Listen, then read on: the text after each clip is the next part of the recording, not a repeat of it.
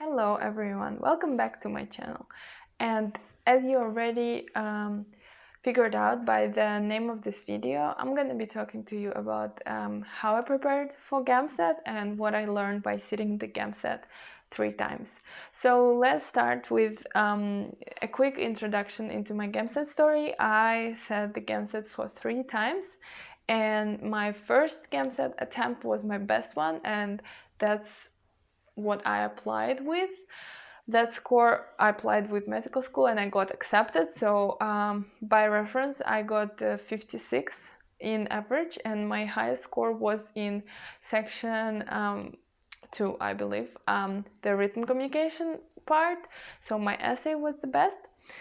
And the funny thing is, for GAMSAT attempt number 2 and 3, I prepared specifically with a tutor to pump up my essay even more. I also been working on section 3 with another tutor, didn't quite work out, and then section 1 I was practicing on my own. So what I learned by those 3 attempts is, first of all, you can't really expect much of that exam. You can't really prepare, because I was preparing for number 2 and 3 and they didn't really work out that well, and my best attempt was my first one. So it all depends, a lot of it depends on how you're feeling on the day and with what attitude you're going, because my first attempt obviously was my trial attempt, and I went there with a super relaxed and chilled attitude.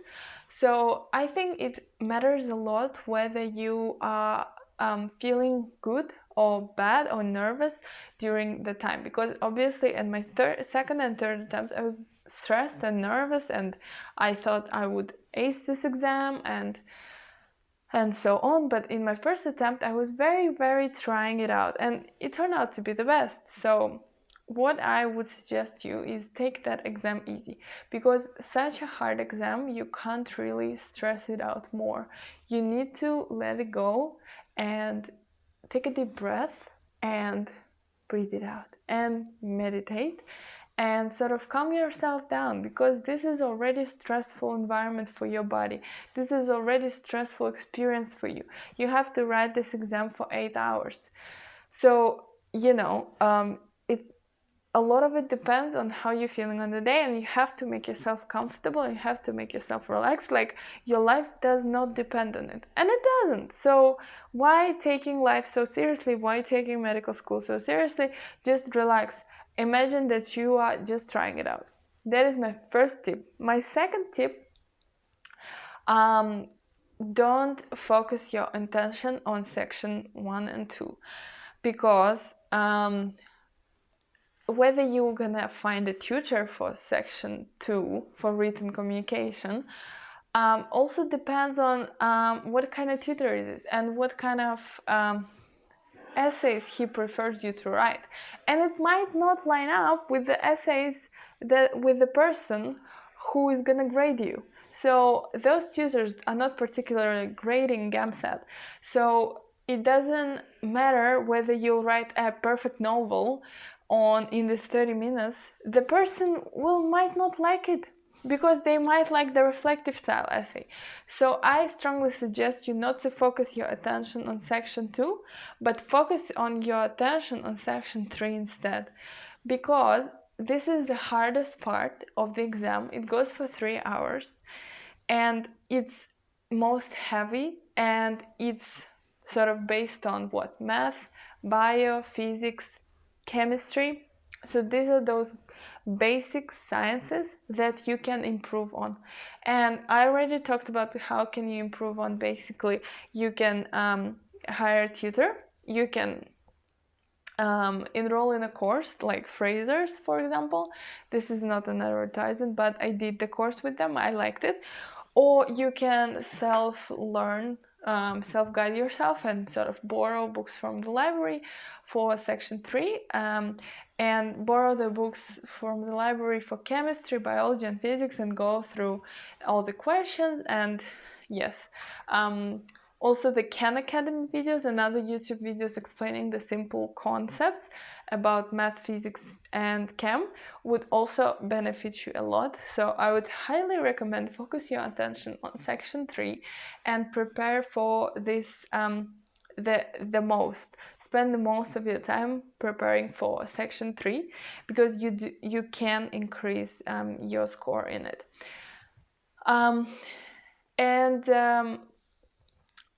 The more practice you do with those questions, the better you get. So, for example, spend every hour a day doing those questions. 1 hour a day is not even that much, but if you do it for a year, that's 365 hours you've spent on the section 3. So there you go. Very good advice for me, I believe. So yeah, what are we gonna do with section 1 and 2, you would ask? Well, what did I do? I hired a tutor for section 2, but it didn't help. It might depend on the tutor. You can find a great one. I thought I have a good one.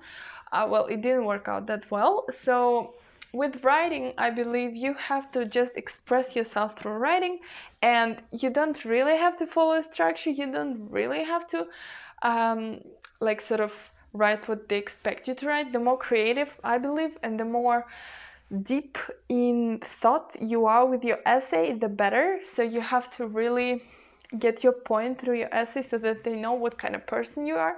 So make it as personal, as creative as possible. Don't make a statement in your essay, and don't make like a sort of a typical, you know, English essay that you are taught in school. I think that is the worst.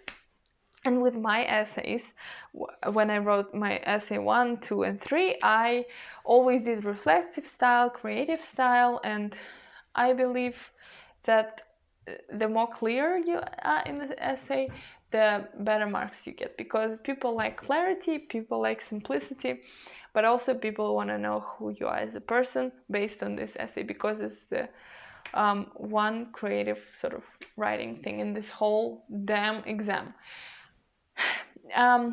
So okay, this is your essay part. What are we gonna do with section 1? Section 1 is obviously just how you interpret different text, and I believe the practice, just practice on your own. You don't really need to hire a tutor for that. You don't really need to sort of enroll for a course or anything, because I believe the more you read those sort of texts and the more you get acquainted to them, the better you understand what those questions they're asking, because their questions are quite like, you know, same, like what does the author mean by that, or what does the author meant in this statement, and what does this cartoon represent. So the more practice you get on your own, the better. And also, this is the part which is sort of easiest, I believe, because it's kind of fun and easy. You just read stuff, but you also have to work on your speeding time, because for some people can't finish all, you know, 80 questions that they are in 1 hour and a half. So you have to increase your speeding time by practice again. So don't forget that. And thirdly, my fourth advice, is gonna be make sure you have enough time to prepare for that exam, because as I said, preparing is not like you cannot even, you might not even improve in your scores, but when you don't have enough time and you feel like you're running out, you're even more stressed out. So please make sure, if you want to do exam next year, start now. I'm telling you, this is your wake-up call to go and open the Death on Nail book, to open Khan Academy, to start practice questioning yourself, to make those practice questions going. And I'm telling you, if it's consistent, and if you're doing it day by day, and if you're taking small steps, you can conquer this exam. I trust in you. I did it. My score is 56. I know it's not huge in terms of what other people did with GAMSAT, but it's still good.